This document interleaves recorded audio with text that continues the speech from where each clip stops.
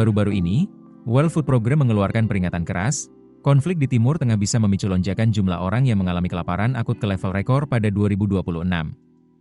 Bayangin, hampir 45 juta orang tambahan berpotensi masuk dalam kategori rawan pangan.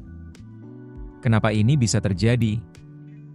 Kalau konflik terus berlarut dan harga energi dunia tetap tinggi, biaya produksi pangan naik drastis. Dampaknya harga makanan melambung, logistik jadi mahal, dan rantai pasok global terganggu. Kita udah lihat contoh nyata saat Perang Rusia-Ukraina 2022, inflasi pangan melanda hampir semua negara. Di Indonesia, Menteri Pertanian Andi Amran Sulaiman menegaskan bahwa ancaman krisis pangan memang nyata. Ia mengingatkan, setiap negara harus memperkuat ketahanan pangan masing-masing. Karena kalau satu titik lemah, efek dominonya akan terasa di seluruh dunia, terutama bagi negara yang sangat bergantung pada impor pangan. Menurut Amran, produksi beras nasional sudah surplus, mencapai sekitar 34,7 juta ton, naik 13% dibandingkan dengan tahun sebelumnya. Cadangan beras pemerintah pun sudah melampaui 4 juta ton. Ini jadi bukti kalau upaya pembangunan pertanian mulai menunjukkan hasil. Tapi, jangan salah sangka. Surplus beras tidak otomatis menghilangkan risiko.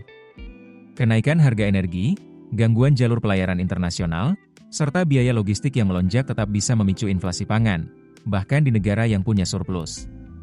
Jadi, ketahanan pangan bukan cuma soal kuantitas, tapi juga soal stabilitas harga dan aksesibilitas. Krisis pangan global berdampak langsung pada harga bahan pokok di pasar lokal. Kalau harga beras naik, dompet keluarga akan terasa lebih tipis, terutama bagi mereka yang pendapatannya terbatas. Selain itu, kelaparan akut dapat memicu ketidakstabilan sosial dan menurunkan produktivitas nasional. Berita baiknya, pemerintah sudah menyiapkan langkah konkret. Selain memperkuat produksi dalam negeri, ada kebijakan pengendalian harga bahan pokok, penarikan izin perubahan lahan sawah ke pemerintah pusat, dan program bantuan pangan seperti yang dilakukan Bulog untuk 32 juta KPM pada periode Februari hingga Maret. Namun, tantangan tetap ada. Konflik geopolitik antara Iran, Amerika, dan Israel, serta fluktuasi harga energi global, tetap menjadi faktor pengganggu. Oleh karena itu, Indonesia harus terus meningkatkan cadangan strategis, diversifikasi sumber pangan, dan memperkuat jaringan logistik domestik.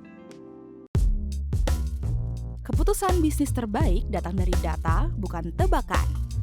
Mudah berlangganan Business Insight dengan subscribe with Google.